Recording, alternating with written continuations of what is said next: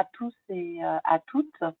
Nous sommes vraiment très heureux et très fiers au sein de la FORAP et pour chacune des structures régionales d'appui de France métropolitaine et TomTom de pouvoir aujourd'hui vous partager un certain nombre de ressources pour lesquelles les structures régionales d'appui de la FORAP sont vraiment mobilisées dans leur intégralité, notamment dans un objectif et dans un esprit de pouvoir mutualiser nos compétences pour vous apporter des ressources, des points de repère et des appuis, notamment dans le cadre du Covid-19 et plus précisément pour vous appuyer dans la mise en œuvre du retour d'expérience, notamment sur la période de phase aiguë de crise. Donc ces travaux, et ça nous semblait important de vous le partager, ces 8 groupes de travail qui sont coordonnés au sein d'une plénière retour d'expérience Covid-19 depuis la mi-avril. Donc on a élaboré de nombreuses réunions hebdomadaires depuis début avril et on souhaite vous proposer ces ressources aujourd'hui vraiment en complémentarité des démarches internes et en appui pour faciliter le retour d'expérience. Donc, au nom de la FORAP et de toutes les SRA, nous sommes vraiment ravis de vous accueillir sur ce deuxième webinaire, puisque nous en avons organisé un hier. Donc, c'est le deuxième webinaire qui a lieu sur cette thématique. De quoi on va parler cet après-midi? Donc, moi, je serai votre modérateur de séance. On s'est engagé à vous proposer un webinaire en 70 minutes. Nous essaierons de bien tenir le timing. Et au cours de ces 70 minutes, nous reviendrons sur un certain nombre de ressources qui sont proposées par la FORAP, notamment introduites par Brigitte Lecomte de Caliris de la région Centre-Val de Loire, qui nous présentera le panorama des ressources disponibles au sein de la FORAP. Ensuite, nous prendrons un temps un petit peu plus important que sur la présentation des autres outils, un temps sur la présentation du NEMO, organiser son retour d'expérience interne, qu'Isabelle Noyon de la SRA Aurax de Guadeloupe nous présentera. Et puis, se succéderont des spots de présentation sur des outils que nous vous proposons, tels que le chronogramme présenté par Antoine Biron de la structure Calirel Santé de la région Pays de la Loire, le travail en équipe en situation de crise débriefé pour capitaliser de Marie-France Angéline Thibert de la structure Horizon de l'île de la Réunion. Puis, patient traceur et parcours traceur. Sophie Tardieu nous en présentera les points clés de la structure régionale Pasquale de la région PACA. Et puis enfin, Brigitte Lecomte nous présentera la grille d'analyse du dispositif de gestion de crise Covid-19.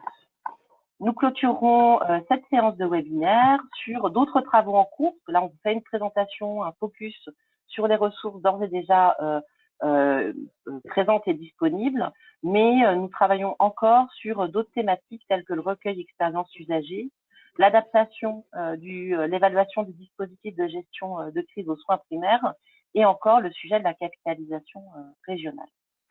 Donc, en pratique, vous êtes nombreux, vous êtes un petit peu plus de 140 attendus sur le webinaire de cet après-midi. Ce n'est pas pour ça qu'on ne veut pas que cette séance soit interactive. Donc, on a organisé cette séance en 2 temps pour chacune des ressources présentées. Un spot de présentation de 5 minutes et un temps de questions-réponses de 5 minutes. Donc, pour les questions, vous l'aurez compris, il sera difficile de le faire par l'oral. Donc, vous avez à votre disposition le chat et nous vous invitons et nous vous relancerons à poser vos questions, remarques, etc. pendant l'ensemble du webinaire et sur chacune des présentations de ces outils sur le chat. Et je me chargerai en tant que modérateur de pouvoir le rapporter aux différents intervenants. Donc, je vous souhaite un excellent webinaire et je laisse tout de suite la parole à Brigitte Lecomte pour nous présenter le panorama des ressources et outils de la FORAP. Merci Noémie. Bonjour à tous et à toutes et bienvenue dans ce webinaire. Donc, comme tu viens de l'exposer, dans le contexte de la crise sanitaire inédite à laquelle nous avons tous été confrontés, face à son caractère exceptionnel, la FORAP a décidé dès mi-avril de travailler tout ensemble, les SRA, afin de préparer et de vous aider dans la reprise d'activité et dans la démarche de retour d'expérience de cette crise Covid-19. L'affiche que vous avez actuellement sur vos écrans a été créé et proposé fin mai pour décrire et illustrer le déroulé de la crise sur une échelle de temps. Sur ce schéma, nous avons donc représenté les différentes étapes de crise et de sortie de crise Covid, en précisant les étapes où des outils seraient proposés, outils qui sont décrits au verso de la fiche, j'y reviendrai dans quelques instants.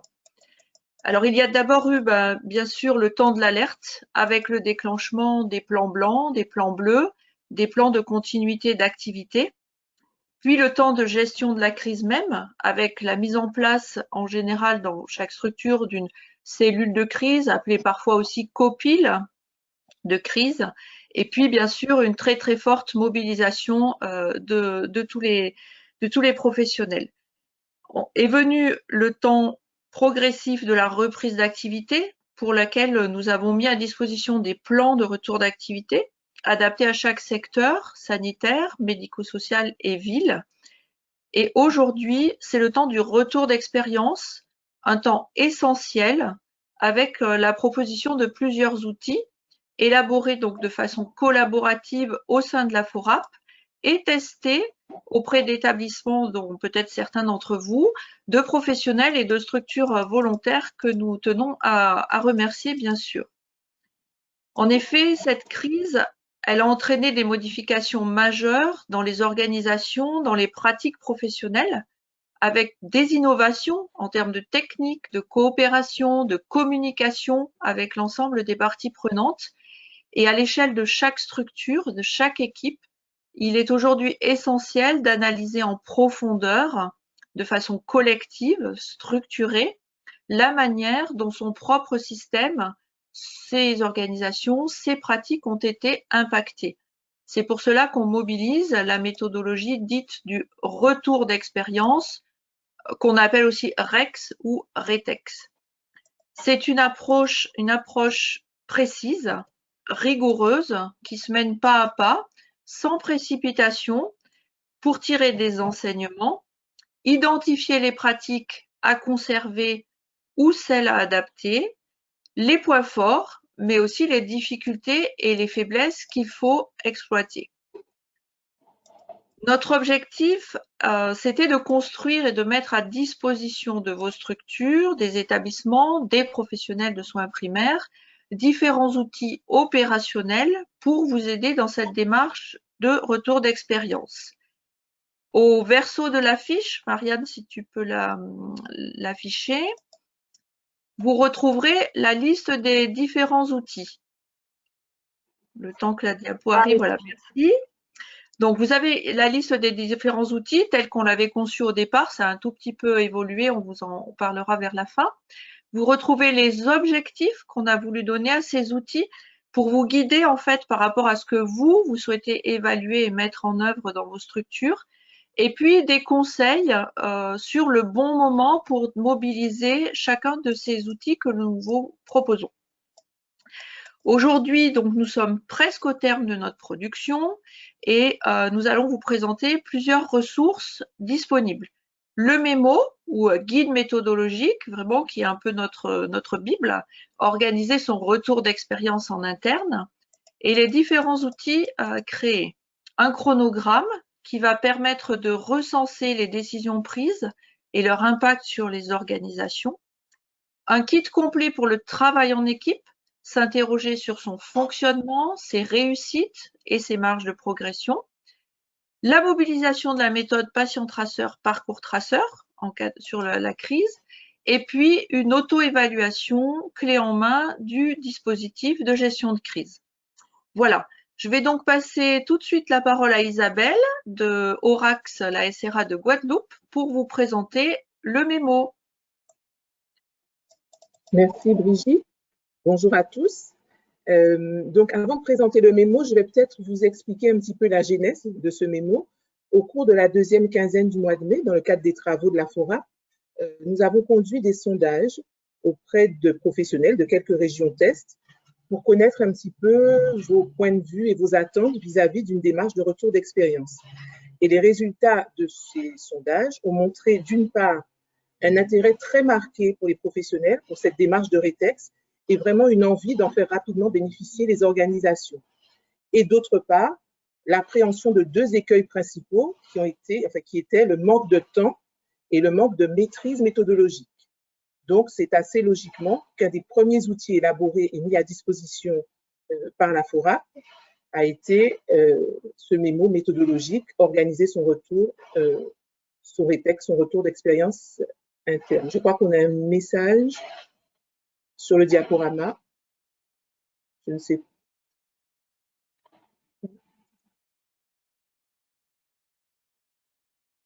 Vous m'entendez? Oui, on t'entend très bien, Isabelle. D'accord, j'avais un message de connexion lente. Donc, si tout le monde m'entend.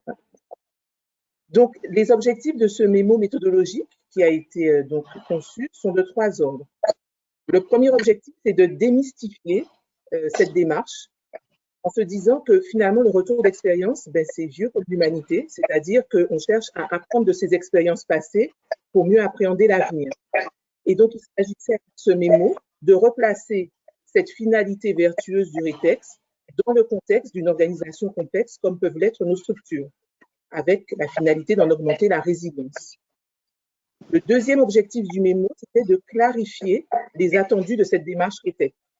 Donc, en mettant en particulier la lumière sur ce qu'est et ce que n'est pas une démarche rétexte, et aussi en affichant les 3 piliers de la démarche du rétexte, qui sont de pouvoir collecter des données, pas encore Marianne, c'est pas grave, de collecter des données, d'analyser ces données collectées, d'exploiter les enseignements qu'on a pu tirer de cette analyse et d'en apprendre des leçons pour l'avenir, donc l'étape d'apprentissage. Avec un point focal dans cette clarification, c'est qu'il s'agit, quand on se lance dans une démarche rétexte, d'en définir les objectifs et le périmètre du retour d'expérience que l'on souhaite mener. Et puis le troisième objectif, c'était de rendre opérationnelle cette démarche en fournissant aux professionnels les éléments méthodologiques les plus opérationnels possibles pour vous permettre de préparer, de mettre en œuvre et de suivre le retour d'expérience. Donc, Marianne, merci pour la question. Le mémo qu'on vous présente, qu'on vous propose, qui est disponible sur le site de la FORAP, se présente sous la forme d'un livret en 8 pages qui décline les repères clés d'une démarche rétexte. Donc, qu'est-ce que c'est qu'une démarche rétexte? Pourquoi? Avec qui? Quand? Comment? On va y revenir un petit peu. Et surtout, ce qui est intéressant, c'est qu'on a mis au gré du livret des petits post-it Focus Covid qui sont des points d'accroche sur lesquels on souhaite attirer votre attention sur la particularité de la démarche rétexte dans le cadre du Covid-19. Donc, comme je vous le disais, ce mémo est disponible sur le site de la FORAP, donc vous pouvez y accéder. Il est disponible depuis quelques jours maintenant. Vous pouvez en user, en abuser, le regarder vraiment comme un livre de chevet. Mais pour autant, on va essayer de faire un zoom sur certains points. D'abord, le premier point sur le quoi. Ce que nous avons retenu, c'est de vous proposer la définition de l'OMS, du retour d'expérience, et de faire des liens avec la culture de sécurité, parce que le retour d'expérience est vraiment ancré dans la culture de sécurité. Sur la partie du pourquoi, nous déclinons les objectifs d'une démarche rétexte. Donc, les objectifs qui sont de garder une mémoire collective, qui sont de capitaliser sur les points positifs, de repérer et de corriger les vulnérabilités, de créer du lien entre les acteurs, également de valoriser une expérience acquise au cours des cours de cette crise. Donc, de multiples objectifs pour cette démarche. Le point suivant, ça concerne le qui. Avec qui, quels sont les acteurs clés du rétexte. Donc, en schématisant, on peut dire qu'il y aura dans vos structures, puisqu'il s'agit d'un rétexte interne, des promoteurs, des personnes qui vont devoir porter le rétexte, et au premier rang desquels se trouve la direction et le top management. La direction va être vraiment le promoteur qui va porter, qui va être un pilier de la démarche et qui doit être absolument engagé dans cette démarche, on dirait même dans cette culture rétexte. Il y a également dans les promoteurs le pilote du rétexte, qui sera un acteur interne à la structure et qui aura la légitimité pour conduire cette démarche. Il va être le garant de cette démarche. Et dans le mémo, on décline les éléments un peu qui permettent d'identifier avec légitimité le pilote. Et ce pilote devra être entouré d'une équipe rétexte multiprofessionnelle et qui va garantir la pertinence de l'analyse des données qu'on aura pu collecter. Et puis, dans les acteurs clés, à côté de ces promoteurs, il y a bien sûr les contributeurs, c'est-à-dire ceux qui vont alimenter les données, et ce sont des contributeurs internes, donc des professionnels de tous les secteurs qui vont être concernés par le périmètre du rétexte que vous aurez défini, également les instances de vos établissements, de vos structures.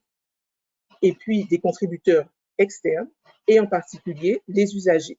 Donc il faudra penser, on pourra peut-être y revenir dans les échanges, penser à introduire, c'est absolument essentiel, les usagers et leur point de vue, leur perception, leurs analyses et leurs suggestions dans cette démarche de retour d'expérience. Le quatrième repère clé, c'est le moment du rétexte, le quand. Donc, on va dire de manière un petit peu, en enfonçant un peu une porte ouverte, ni trop tôt, ni trop tard. Donc, le ni trop tôt, c'est que bien sûr, si on se lance trop tôt dans une démarche rétexte, on va se heurter à des difficultés d'organisation, de disponibilité, de fatigue des équipes également. Mais en même temps, si on attend trop, on risque d'oublier des points essentiels dans les données. Donc, il n'y a pas un moment précis. Dans le mémo, on suggère des temps qui sont commencer au moins, assurer au moins la récolte des données et le recueil des données dans les 3 mois qui suivent la fin de la période de crise, et puis avoir fini cette démarche de retour d'expérience, idéalement dans les 6 mois qui suivent la sortie de la période de crise. On pourra là aussi y revenir, puisque la sortie de la période de crise, c'est peut-être un moment un peu difficile à définir dans le contexte Covid. Et puis, le 5e repère important dans ce mémo, c'est le comment, c'est-à-dire une proposition méthodologique. Et donc là, on présente dans le mémo les 3 temps importants du rétexte, qui sont la préparation du rétexte, la mise en œuvre du rétexte, puis le suivi et la valorisation de la démarche. Et pour chacun de ces temps, le mémo va présenter les objectifs, les acteurs et des points de méthode. Donc, sur l'étape, le temps de la mise en œuvre, la FORAP, c'est sur ce temps-là que la FORAP a développé une boîte à outils extrêmement large, on va dire un peu à votre bon cœur. Ce sont les outils qui vont vous être présentés dans la suite de ce webinaire. Donc, il va s'agir pour vous, en tant que structure connaissant votre terrain, vos écueils et vos forces, il va s'agir pour vous de choisir l'outil ou les outils qui vont le mieux correspondre à vos objectifs et à vos moyens, toujours en fonction de ce que vous aurez défini comme objectif et périmètre du rétexte.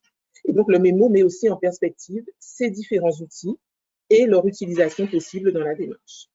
Donc, au final, ce mémo, il va vous être utile pour préparer et organiser votre démarche de rétexte interne, mais il va aussi vous être utile comme support de communication, puisque la communication, c'est un point essentiel. Brigitte l'a dit, hein, le retour d'expérience est une démarche collective qui doit emporter, on va dire, toutes les personnes concernées par le périmètre défini. Et donc, il est important de communiquer largement sur cette démarche.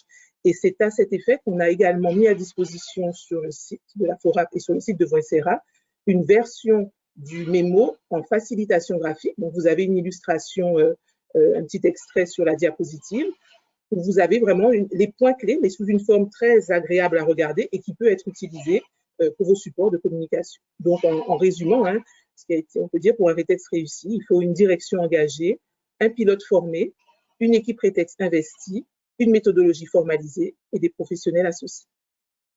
Voilà pour le mémo méthodologique qui vous est proposé par la FORAP. Merci Isabelle de cet éclairage. Alors, on a déjà une petite question qui est arrivée sur le chat, donc surtout n'hésitez pas à poser vos questions que je relayerai auprès d'Isabelle. On a 5 minutes pour pouvoir partager sur le sujet. Donc une question que tu as un petit peu abordée Isabelle et qui semble aussi intéressante à se partager. Comme tu l'as précisé, on est dans un climat incertain sur les évolutions notamment de la circulation du virus. Donc, on a des contraintes qui sont liées à cette période sur potentielle reprise plus intensive de circulation du virus. Est-ce qu'on préconise au sein de la FORAP de prioriser certaines actions pour pouvoir avoir des conclusions rapides et ne pas avoir des conclusions plus tardives qu'après septembre? C'est un sujet qu'on a souvent échangé entre nous. Est-ce qu'on pressent des vulnérabilités qu'il est important de consolider avant une éventuelle deuxième vague par le biais d'un retour d'expérience? Oui. Tout à fait. C'est ça. Voilà. Ben, effectivement, si on le pressent, encore une fois, le rétexte, il se fait, c'est pour ça qu'il doit être interne, parce qu'il doit être mené par des personnes qui connaissent la structure et qui ont vécu déjà cette première étape et cette première vague, on va dire, cette première période. Et effectivement, s'il y a des points de vulnérabilité pressentis, il est important assez rapidement de les analyser, donc de collecter les données qui vont permettre d'en comprendre les contours, de les analyser et d'en tirer des leçons, des enseignements, et de rapidement produire des recommandations et des actions. Ce qu'on appelle les actions quick wins, c'est-à-dire qui très rapidement vont porter des fruits et qui sont en même temps prioritaires. Donc le rétexte, ce qui est important, et on le dit aussi dans le mémo, c'est qu'il va être un peu, il faut être assez flexible et il va être d'un périmètre variable en fonction des attentes et des objectifs. C'est sûr que on va dire cette épée de Damoclès, un petit peu ce risque d'une deuxième vague, rend un petit peu compliqué des réponses franches et tranchées. Merci Isabelle. Pour relancer les questions sur le chat, peut-être une question plus ouverte et qui a été abordée un petit peu hier. Ce mémo rétexte, tu as parlé de livre de chevet. Est-ce vraiment au sens figuré ou n'est-il pas essentiel d'abord de regarder ce mémo avant de s'attaquer aux outils et ressources présentés par la FORAP? Oui, c'est vraiment, en fait, on a construit ce mémo à partir d'une large bibliographie, en particulier le guide de la DGS, peut-être que certains ont déjà compilé, qui est sorti l'an dernier. Et c'est vrai que c'est vraiment les points essentiels pour aborder une démarche rétex. Et qu'on a voulu, on a essayé de digérer et de rendre du coup le plus digeste possible. Et ça pose vraiment les jalons de la démarche. Donc c'est vrai que c'est important d'avoir cette vision, de préparer la démarche et d'être au clair sur les différentes étapes, hein, comme si on abordait une course. Alors, ce n'est pas forcément une course de fond, mais c'est une course importante. Donc, il vaut mieux effectivement être au clair sur l'itinéraire qu'on va emprunter. C'est ce qu'on a essayé de mettre en avant. Une autre question pour toi, Isabelle. Tu évoquais la question de la composition de l'équipe pilote pour mener à bien le retour d'expérience. C'est une question qui nous avait déjà été posée. Les parties prenantes de la gestion de crise, quelle est leur place et leur rôle dans la mise en œuvre du retour d'expérience? Alors là, il est évident que les personnes qui étaient au cœur de la cellule de crise et qui ont animé la cellule de crise sont très importantes pour le retour d'expérience, mais pour autant, il n'est absolument pas évident que les membres de la cellule de crise soient l'équipe rétex. C'est même pas forcément recommandé puisque le fonctionnement de la cellule de crise lui-même doit faire l'objet d'un retour d'expérience et il peut être difficile humainement d'être jugé partie. Donc, il peut y avoir des membres de la cellule de crise qui seront dans l'équipe rétex, quelques-uns. De toute façon, tous les membres de la cellule de crise seront contributeurs du rétex, en ce sens qu'il faudra recueillir leur perception, les données qu'ils auront pu collecter, leur analyse, leur point de vue, mais ce n'est pas forcément eux qui vont conduire le rétex aux côtés du pilote, parce que justement, il faudra aussi prendre un temps pour analyser les modalités de fonctionnement de la cellule de crise. Donc, en clair, ils pourront être promoteurs. Pour certains, ils seront de toute façon contributeurs, c'est sûr. Très bien, merci Isabelle de cette présentation éclairante et des quelques réponses aux questions. Alors, avant de passer à la présentation suivante, une question assez générale sur la mobilisation de la direction. Alors, tu l'as évoqué sur le portage institutionnel, mais comment on mobilise la direction quand effectivement on est encore en période de gestion de crise? Comment on mobilise la direction? En fait, il faut que la direction s'automobilise. Alors, on peut lui suggérer de se mobiliser, mais vraiment, la direction doit être porteuse et pilier de cette démarche. C'est vraiment indispensable pour asseoir la légitimité de la démarche, pour continuer la communication, parce qu'on l'a juste cité, mais la partie suivi et valorisation du retour d'expérience est très importante et le relais doit être pris par la direction. Donc, il faut peut-être effectivement partager avec eux le mémo, discuter avec eux du contenu du mémo et voir la plus-value du rétex. C'est vraiment augmenter la résilience de l'organisation et donc, du coup, renforcer collectivement l'organisation. Je pense que c'est une finalité à laquelle la direction doit être sensible.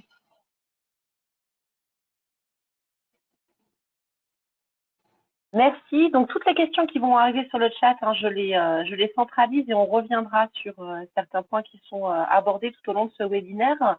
Mais pour avancer, nous allons passer la parole à Antoine qui va nous présenter une première ressource FORAP, notamment pour recueillir de façon factuelle les données, le chronogramme sur la chronologie des faits et les mesures prises. Donc, je te laisse la parole, Antoine. Merci Noémie, bonjour à toutes et bonjour à tous. Donc, il me revient à la charge de vous présenter le chronogramme, qui est la chronologie des faits et des mesures prises.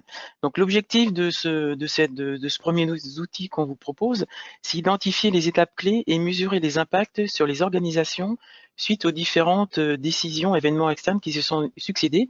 Et la particularité de cette crise Covid-19, c'est que les décisions sont arrivées aussi bien du point de vue national, régional que territorial. Du coup, il y a eu beaucoup de décisions qui sont apparues. Cet outil chronogramme va permettre justement à partir de ces différentes décisions de recenser les décisions qui ont été prises en interne, parce que bien sûr il y a des décisions nationales, mais après chaque établissement a eu ses propres décisions. Et le but du chronogramme justement, c'est de les détailler de manière chronologique, avec une date bien précise et également de l'heure, afin d'être le plus factuel possible. Alors un petit point de vigilance concernant le chronogramme, il sert uniquement à recenser les mesures qui ont été prises au regard des décisions et en aucun cas il s'agit de faire l'analyse qui sera faite en un deuxième temps. Le chronogramme est vraiment là pour éviter d'avoir la perte de l'information. Donc là on arrive, surtout qu'on arrive en période estivale, donc l'intérêt c'est de les mobiliser le plus rapidement possible pour avoir toutes les informations en mémoire et pouvoir le réutiliser pour faire le rétexte avec le plan d'action et l'analyse complète. Le deuxième élément qu'on voulait vous partager, c'est comme je disais, il y a eu énormément de décisions qui ont été édictées au niveau national et au niveau du territoire ou de la région. Et donc, on les a toutes recensées. Donc, il y en a à peu près 400 qui ont été éditées sur la période. Et on vous propose un fichier Excel dans lequel on a priorisé les décisions les plus importantes. Donc, il y en a à peu près 80. Et vous pourrez, via ce fichier Excel, faire un filtre, soit par phase épidémique, donc phase 1, 2, 3, ou également vous pourrez également faire un filtre par phase, pas par phase, mais par secteur d'activité. Donc, on vous présentera tout à l'heure les grands secteurs d'activité. Donc, cet outil Excel avec toutes les décisions sera disponible la semaine prochaine sur le site de la FORAP et sur les différents sites des structures régionales d'appui. L'autre intérêt de ce chronogramme, c'est de pouvoir détailler l'impact de chaque recommandation nationale sur votre propre organisation à l'interne. Donc, je reviendrai en détail sur ce point tout à l'heure, quand on vous présentera visuellement à quoi ressemble le chronogramme. Ce qu'on a prévu également, c'est que tout à l'heure, je vous parlais que vous allez pouvoir mesurer l'impact de chaque décision. En utilisant la plateforme iForap, vous allez pouvoir ressaisir votre chronogramme dans la plateforme iForap et du coup, vous allez pouvoir avoir une courbe de mesure de l'impact. Et du coup, votre plan, enfin les points forts et les axes d'amélioration vont pouvoir ressortir facilement. Et enfin, le dernier point de cette diapo, cet outil va permettre également de préparer votre plan d'action. Ça va être un outil d'aide à la décision, pardon, pour la direction dans le cadre de la réalisation de votre rétexte interne. Donc là, on va vous présenter visuellement à quoi ressemble le chronogramme. Donc, pour vous aider à appréhender cet outil, on a prévu 6 modèles, donc on a déjà pré-rempli. Et comme on vous l'indiquait en introduction, on s'est retourné vers les établissements avec qui on collabore pour justement vous proposer ces 6 chronogrammes. Donc, le chronogramme qui est à l'écran, ça concerne le secteur EHPAD. Et la décision qui est tout en haut, qui est indiquée numéro 1 en fait, et qui est de couleur orange. Pour ce modèle EHPAD, on est parti de la décision nationale suspension des visites. Et après, on décline la fiche. Le deuxième modèle qu'on vous propose, c'est sur les établissements de santé hors santé mentale. Et la décision que l'on a retenue, c'est l'ouverture d'une unité Covid-19. Le troisième modèle, c'est pour le secteur handicap, avec comme décision la limitation des déplacements des résidents à l'intérieur d'une masse. L'outil numéro 4 concerne la santé mentale avec l'organisation des CMP en ambulatoire. L'outil 5 et 6, c'est sur la même décision, c'est l'annonce du passage au stade 3 et ça concerne l'outil 5 sur les soins primaires et l'outil 6 qui concerne les soins à domicile pour les SIAD. Donc, comment est structuré le chronogramme? Donc, en 1, vous avez la décision, donc on vous a proposé 6, et ensuite, sur le carré bleu, vous avez les décisions en interne. Donc, si on reprend la décision sur la fiche qui est présente sur l'EHPAD, qui était la suspension des visites, donc décision nationale du ministère. Ensuite, dans le carré bleu, l'établissement peut indiquer les décisions locales qu'il a décidées suite à ces décisions nationales. Donc là, sur l'exemple, on en a mis 3. Et ensuite, sur le tableau numéro 2, qui est en bas à gauche, c'est comment ces décisions nationales et locales ont impacté votre système de fonctionnement habituel en termes de, donc on a défini 9 domaines, donc en matière de ressources matérielles, en matière d'organisation, en termes de management, en termes de ressources humaines, en termes de communication interne, en termes de communication externe, en termes de coopération interne et externe, en termes de soutien social, éthique et psychologique, et en termes de sécurité. Et vous avez à remplir la colonne qui est au milieu, et pour chaque grand domaine, ben, vous notez ce qui a impacté dans votre organisation habituelle. Et la dernière colonne qui est scindée en 3, c'est une mesure de l'impact qui est divisée en 3 possibilités. Donc, vous avez le niveau 1 qui est un impact non significatif, le niveau 2, l'impact modéré, et le niveau 3, l'impact fort. Et donc, au sein de votre équipe, l'équipe présente, une fois qu'elle a donné les modifications en termes d'organisation, peut coter les différents items en fonction de l'échelle que je vous ai donnée. Et en rentrant ces données-là dans la plateforme IFORAP, c'est là que vous allez pouvoir avoir votre courbe de mesure de l'impact et qui vous permettra par la suite de mettre en avant les points forts et les axes d'amélioration. Et la dernière partie du chronogramme, donc c'est ce qui est marqué numéro 3, en bas à droite. Et là, c'est un premier debriefing de ce REX Covid. Sur la partie gauche du tableau, vous avez les points clés. Donc, quelles sont les difficultés que l'équipe a pu rencontrer? Qu'est-ce qui a permis de surmonter ces difficultés? Qu'auriez-vous pu faire autrement? Que retiendrez-vous en termes de bonnes pratiques? Et comment l'avez-vous vécu? Et les 2 autres colonnes, c'est à la fois sur le point organisationnel et également sur le point facteur humain. Donc, le tableau, il y a à la fois des données qui sont renseignées que les équipes ne peuvent pas changer, et sur d'autres parties du tableau où c'est l'équipe en réunion peut compléter le chronogramme.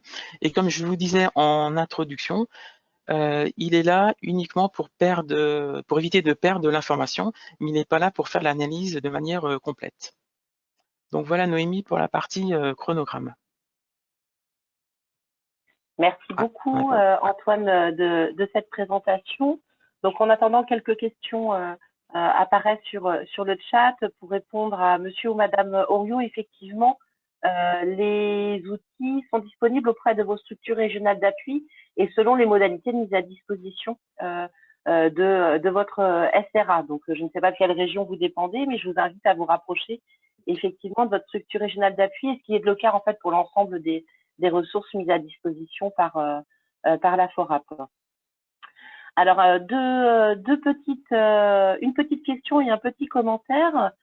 Une question, Antoine, le chronogramme, il est donc à renseigner événement par événement ou c'est un chronogramme global?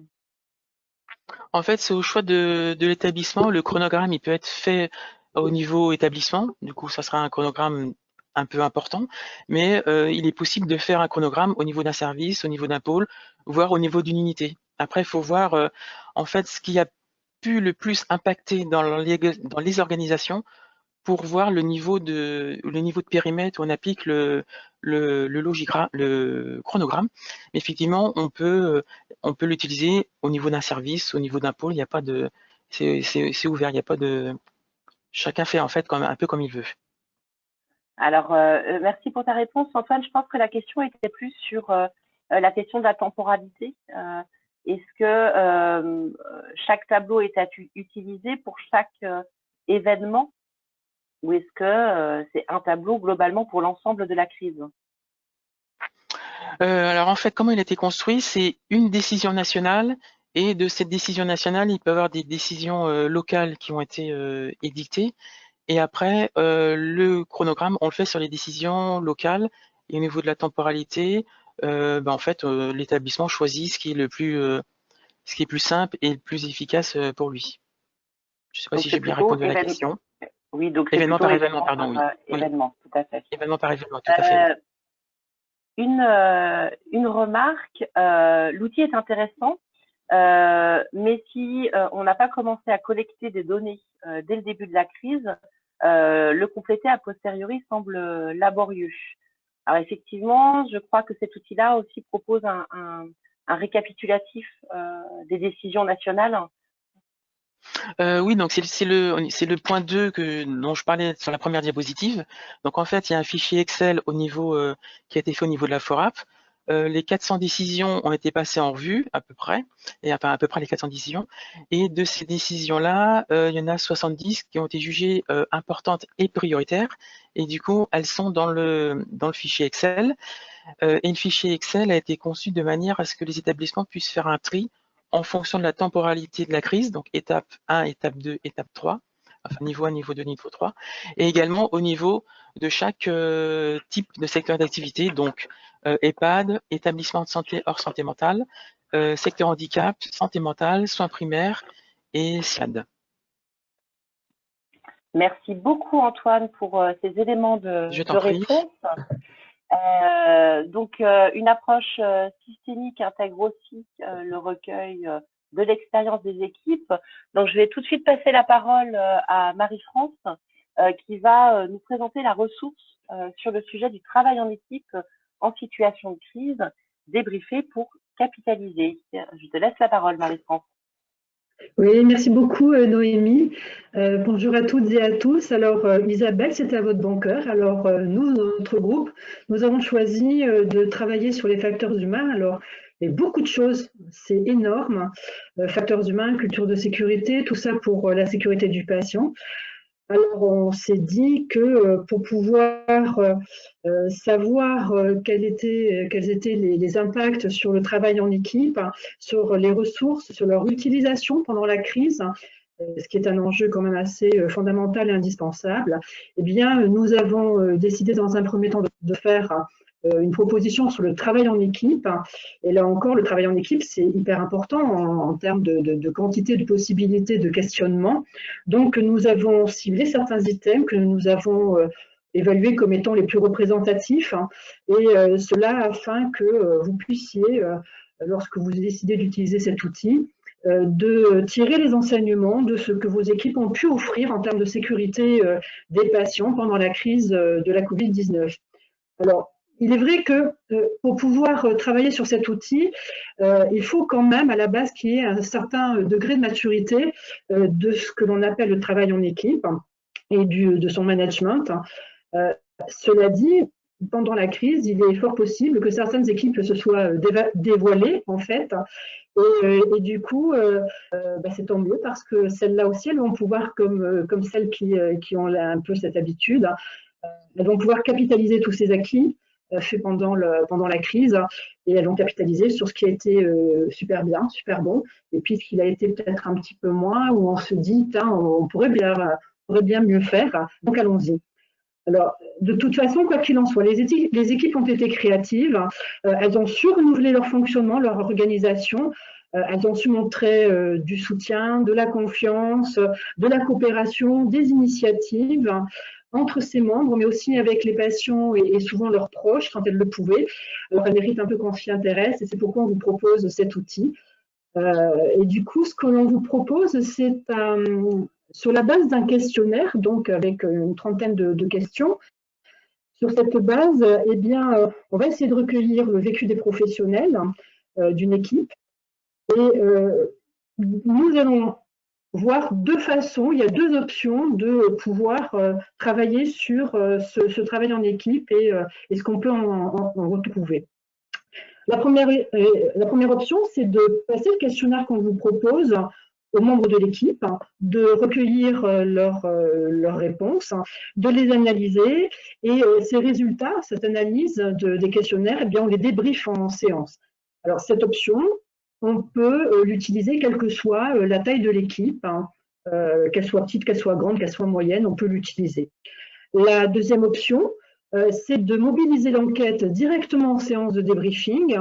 Là, il faut reconnaître qu'il vaut mieux que l'équipe soit de petite taille, on va dire 8-10 et pas plus, parce que si on s'amuse à travailler chacune des questions pendant la séance de débriefing, si on est trop nombreux, on va vite dépasser le temps que l'on estime à ne pas dépasser lors d'une séance de travail. Hein. Je vous rappelle, c'est 1 heure, 1 heure et demie, vraiment 2 heures grand maximum. Et du coup, cette option, eh bien, il vaut mieux la mobiliser sur une équipe de petite taille et pas du tout pour une équipe de grande taille. Et puis, pour vous aider à l'animation du débriefing, ce qui n'est pas forcément évident, on a concocté un petit guide qui permet de voir un petit peu comment on va s'y prendre. Alors, comme le disait si bien Isabelle, il faut que la direction soit vraiment embarquée et qu'elle soutienne ce projet et qu'elle permette aux équipes de tenter ce débriefing du travail en équipe pour en retirer un maximum d'informations.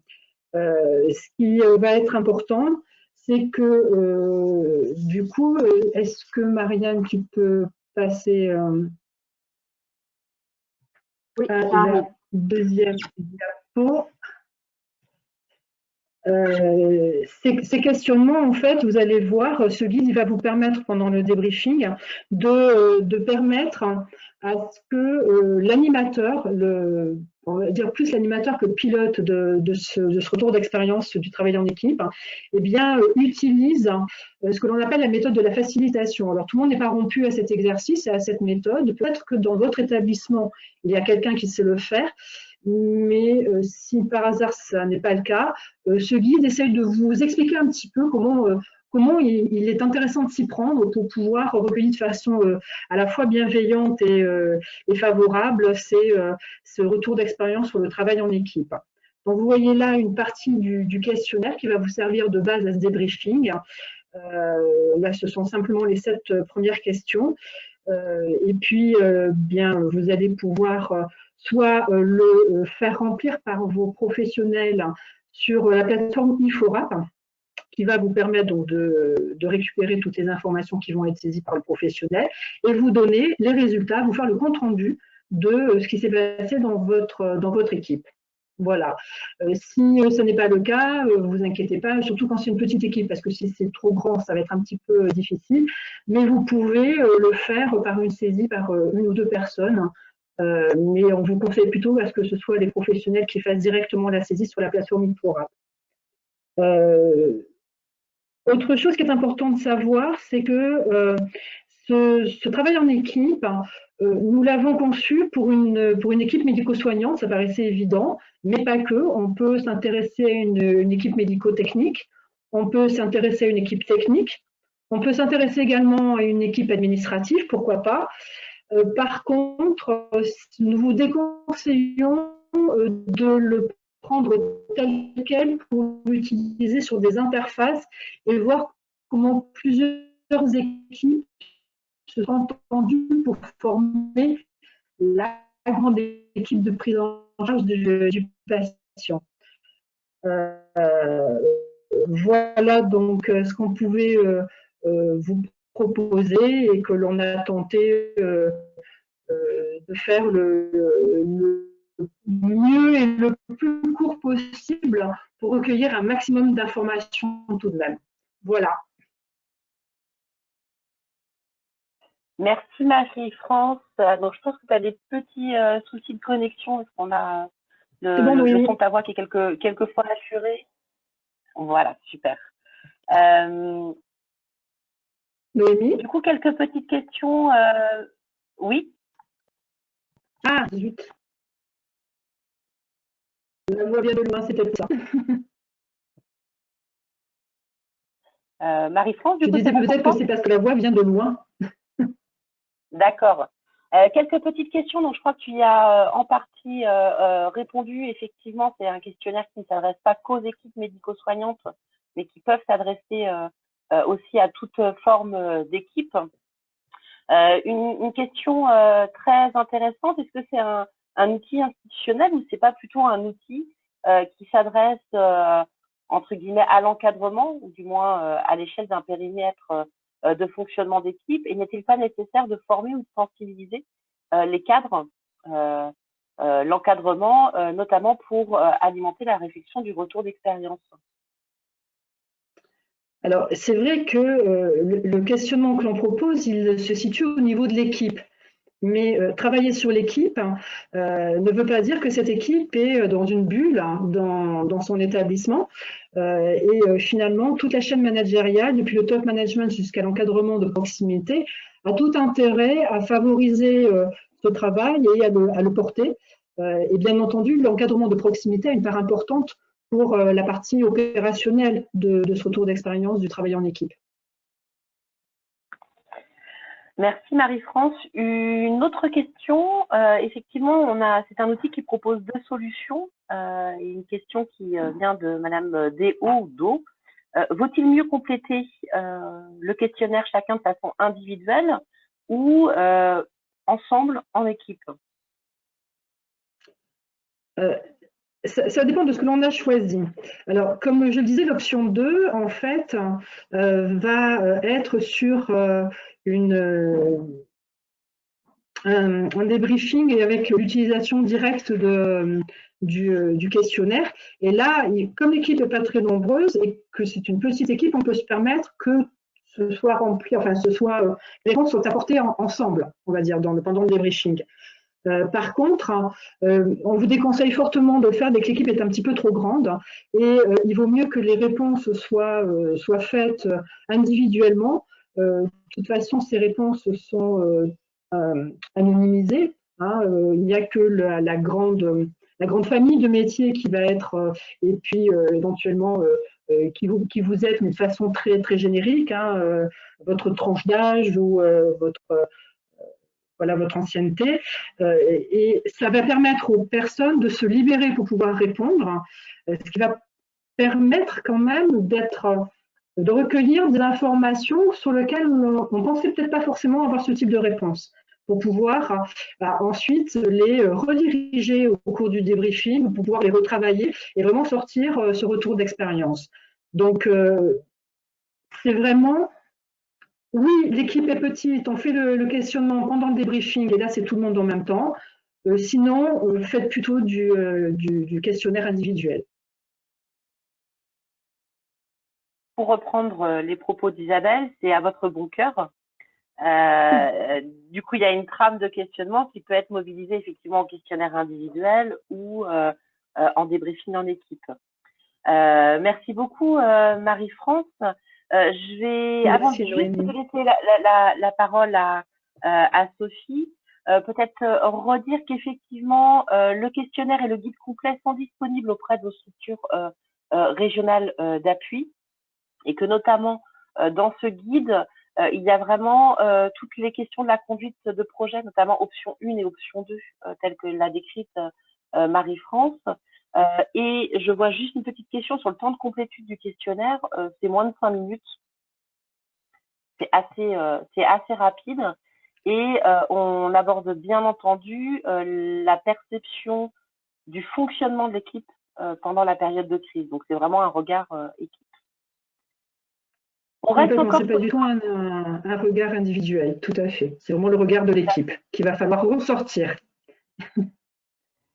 Donc, on reste encore sur les pratiques et les organisations en laissant la parole à Sophie qui va nous présenter les mémophorapes, les points de repère des mémophorapes autour des patients traceurs et des parcours traceurs. Je te laisse la parole, Sophie.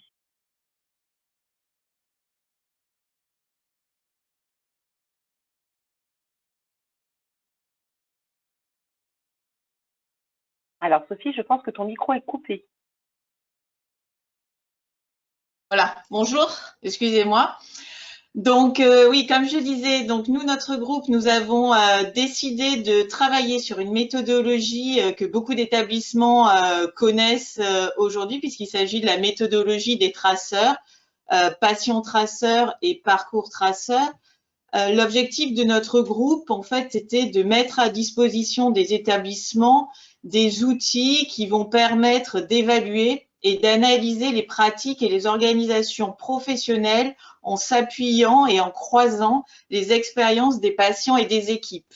Donc vraiment une volonté de recueillir dans cette période toute particulière qui est la crise Covid-19, cette expérience des patients pris en charge, mais également cette expérience des équipes.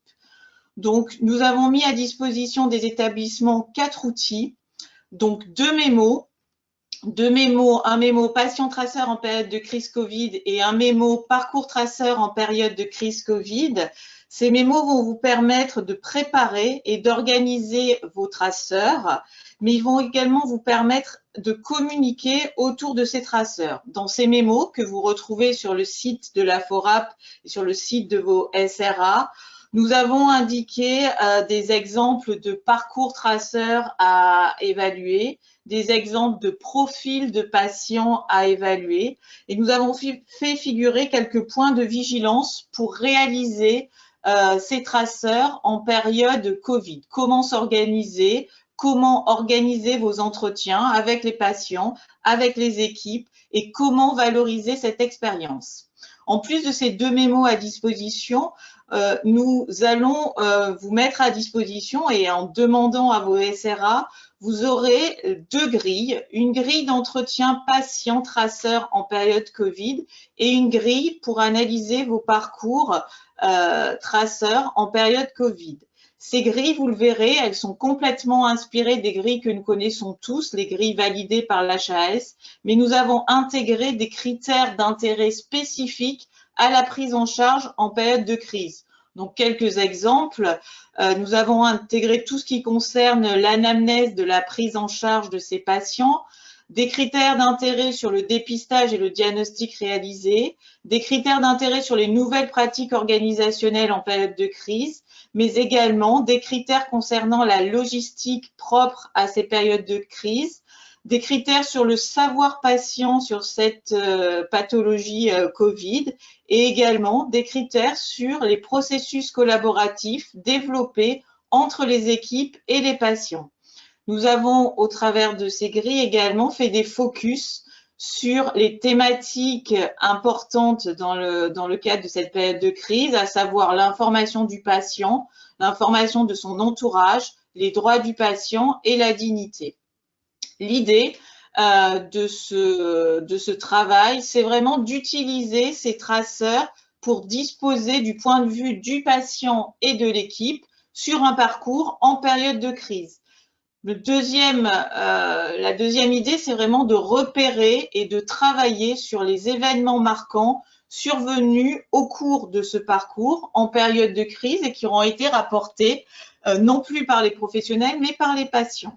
Et puis, l'idée in fine, c'est vraiment d'intégrer cette expérience patient à votre rétex afin d'y amener un abord beaucoup plus qualitatif que tout ce qu'on a développé jusqu'à présent. Et puis, comme on en discutait hier, ces patients traceurs ou ces parcours traceurs que vous ferez en période de crise Covid pourront être valorisés dans le cadre de la certification V2020, puisque effectivement l'HAS nous attend également sur les méthodos qui auront été mises en œuvre pendant cette période Covid. Donc voilà, donc vous avez 4 outils à votre disposition, les 2 mémos disponibles sur le site de la FORAP et de votre SRA et les 2 grilles adaptées à la prise en charge Covid-19 que vous pouvez demander par mail à vos SRA. Voilà ce qu'on a fait sur les traceurs. Merci beaucoup, Sophie. En attendant les petites questions sur le chat, je vais t'en poser une. On parle de patients traceurs en période de crise Covid, ce qui veut dire que c'est que les patients qui ont été atteints par le Covid ou on touche bien toute la population de patients, voire de résidents ou d'usagers qu'on peut accueillir dans nos structures?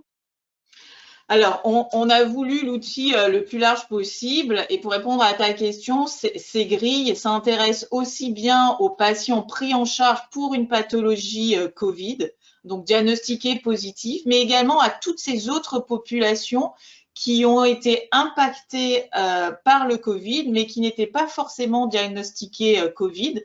Donc là, on parle plus particulièrement de cette population qu'on a appelée peut-être à tort la population perte de chance, tous ces patients maladies chroniques, cancéraux, qui n'avaient pas le Covid, mais dont la prise en charge a été impactée par la crise Covid.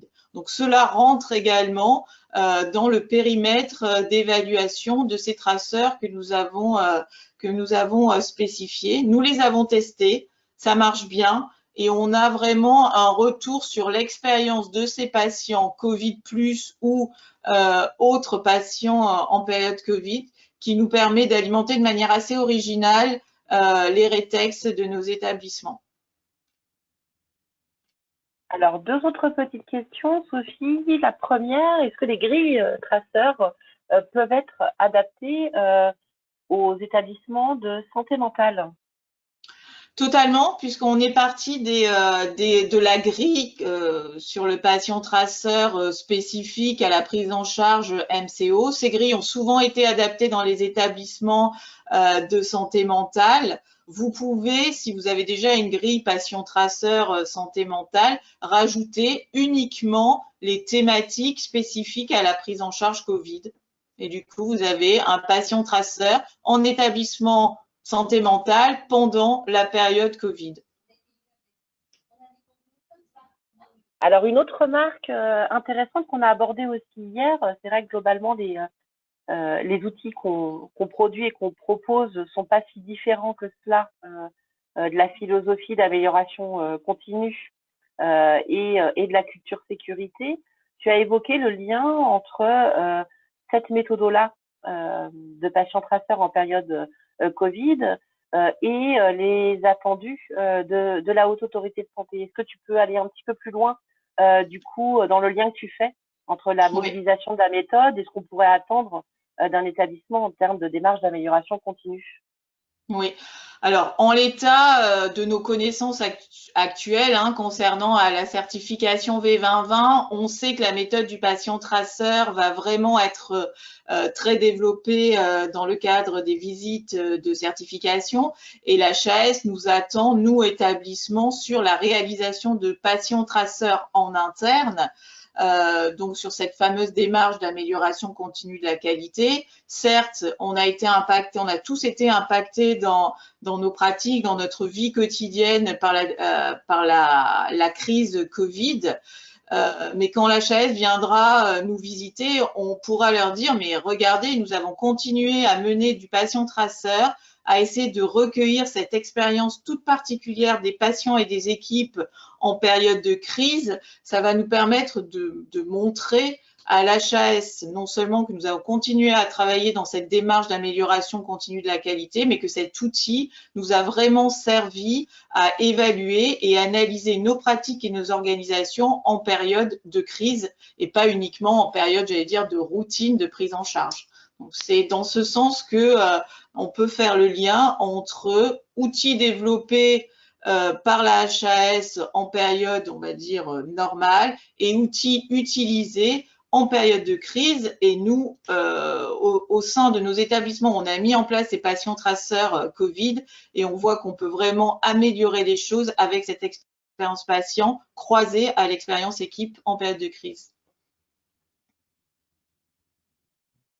Alors, je connais ta réponse, mais je la fais quand même. On a dit adaptable au secteur de santé mentale, au secteur médico-social aussi. En fait, oui, tous les secteurs.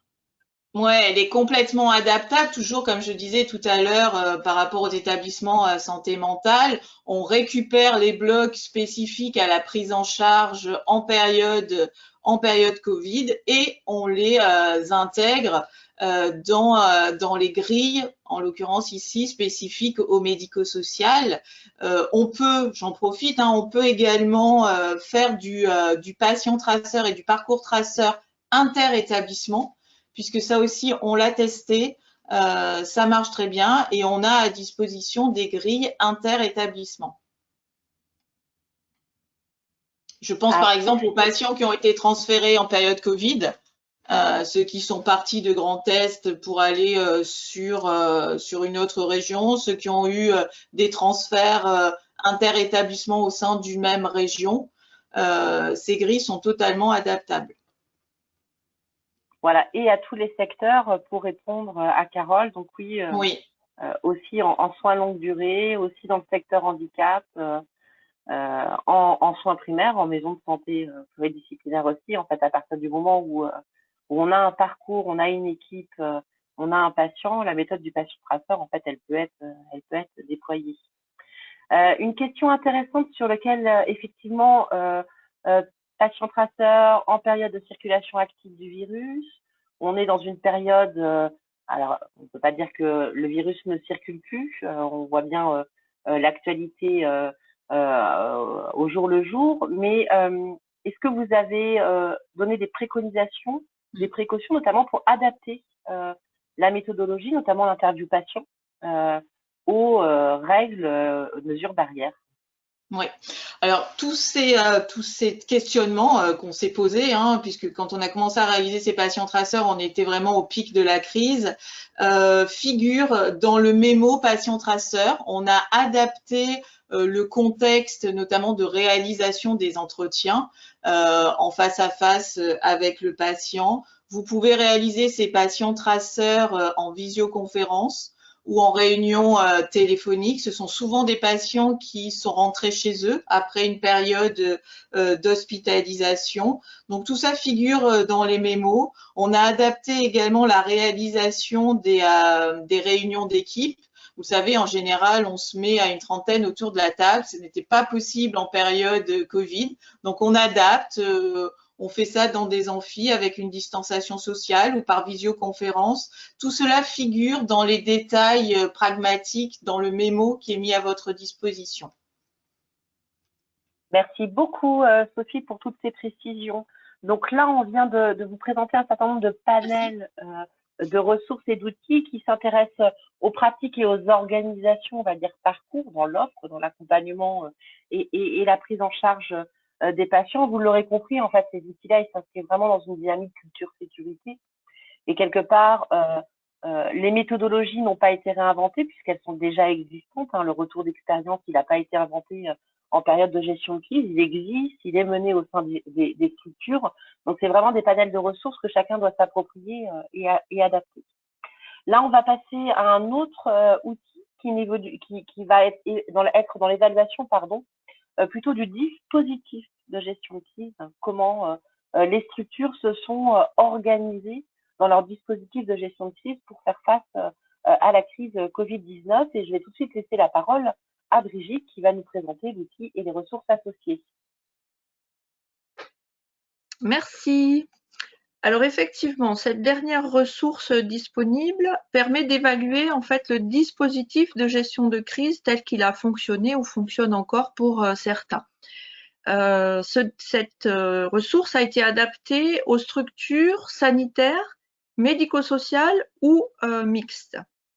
Les objectifs, c'était de disposer d'un outil facile à utiliser qui permette là aussi une auto-évaluation en collectif afin d'identifier les actions à maintenir ou à mener et notamment de capitaliser sur les réussites.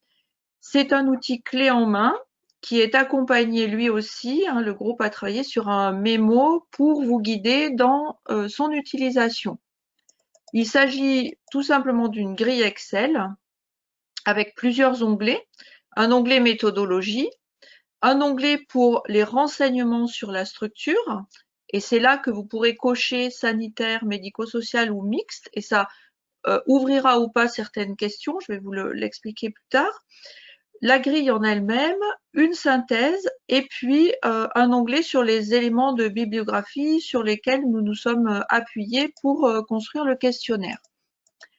La grille, en fait, se compose de 80 critères qui ont été classés en 9 thématiques.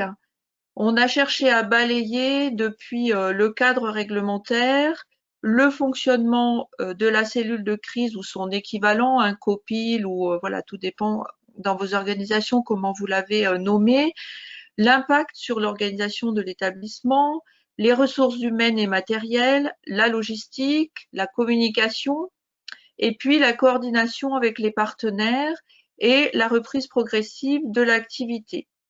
Donc, comme Noémie vient de le préciser, cet outil n'a pas vocation à évaluer les prises en charge, mais il se concentre bien sur le dispositif de gestion de la crise. Alors, vous pouvez choisir d'évaluer toutes les thématiques ou choisir les thématiques qui vous semblent importantes à investiguer par rapport à votre propre structure. Et à la fin de la grille, on a prévu 5 questions libres ou personnalisables. Notre conseil, notre recommandation, c'est de compléter cette grille lors d'une réunion d'équipe. Alors bien sûr, l'équipe Rétex, dont a parlé Isabelle en début, les membres ou quelques membres de la cellule de crise et d'y associer quelques professionnels aussi. On prévoit à peu près un temps de 2 à 3 heures. Et si vous le souhaitez, vous pouvez transmettre en amont la grille aux participants pour qu'ils se l'approprient. Pour la remplir, vous allez le faire sur la base des informations que vous aurez précédemment collectées, par exemple le chronogramme qui vous a été présenté, mais aussi votre documentation interne pendant la crise, type compte-rendu de cellule de crise ou main courante pour ceux d'entre vous qui en ont utilisé. Les résultats apparaîtront sous la forme d'une synthèse graphique. Je vais vous en montrer un modèle tout à l'heure, qui va se générer automatiquement et qui sera imprimable sur une page A4 pour faciliter la communication. Cette synthèse mettra en évidence les points forts et aussi les actions qui seront intégrées dans un onglet séparé permettant de valider les actions retenues. Alors, pour illustrer mes propos, voici un exemple de la grille. Donc, vous voyez, le thème est inscrit en haut et avec un numéro pour vous permettre de vous repérer. Donc, ici, on est sur le cadre réglementaire et les ressources documentaires. En dessous, chaque critère apparaît sous forme de question, là aussi numéroté sur fond blanc. Pour chaque question, vous aurez 4 modalités de réponse qui sont offertes. Oui, en partie, non ou non concerné. Et à droite du tableau, en fait, on a prévu, vous disposez de 3 colonnes avec des champs libres pour compléter et argumenter vos réponses à chaque question. Alors, les points forts, les actions engagées, les points faibles, les difficultés. Et tout à droite, vous pouvez inscrire voilà, les actions d'amélioration qui auront été identifiées lors de la réunion d'équipe. Un petit point de détail, si vous avez par exemple coché médico-social et qu'une question ne vous concerne pas, elle apparaîtrait sur fond grisé et vous ne pourriez pas remplir les cases correspondantes. Enfin, la dernière diapositive, oui, Marianne, si tu veux bien la réafficher, c'est l'exemple de la synthèse graphique. Donc, vous retrouvez pour chaque thème comment vous vous situez par rapport à vos réponses. Un deuxième graphique qui ne reprendra que les réponses oui, par thème aussi. Et enfin, on a surligné en point vert les points forts et puis les points faibles. Voilà. Donc, outil clé en main avec son mémo, disponible là aussi sur demande.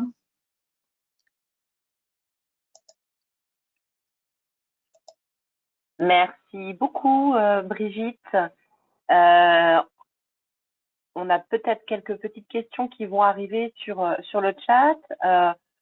Sans anticiper ou sans aller trop vite sur la diapo sur les perspectives, ce qu'on peut peut-être d'ores et déjà dire, Brigitte, c'est que l'outil est en cours d'adaptation, notamment pour le secteur des soins primaires. Je te laisse en dire quelques mots. Oui, tout à fait, tu fais bien de le préciser. C'était notre ambition au départ et puis on s'est aperçu que voilà, ça nécessitait quand même un temps un petit peu plus important de réflexion par rapport aux spécificités du secteur soins primaires. Et donc, il est en cours d'élaboration pour être réalisable à l'échelle d'une maison de santé ou d'une CPTS. Au niveau timing, il va être publié durant l'été. Voilà.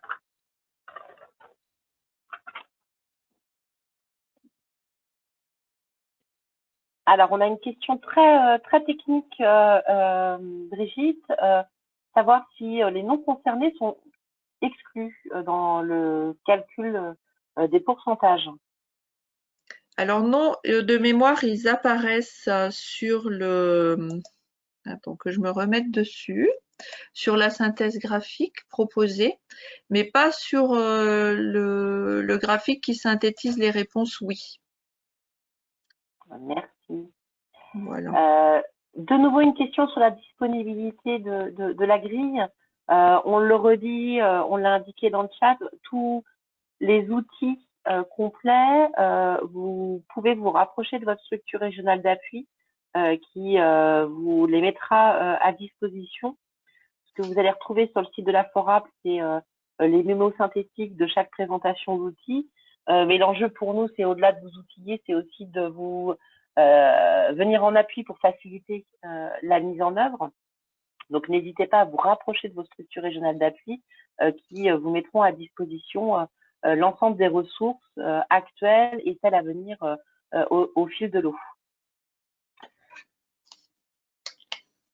Donc, on arrive à la fin de ce webinaire, l'occasion pour nous de revenir sur quelques points clés et perspectives de la FORAP dans le cadre de la dynamique de mise à disposition des ressources et des travaux dans le cadre du retour d'expérience Covid-19. On vous met un certain nombre de ressources à disposition.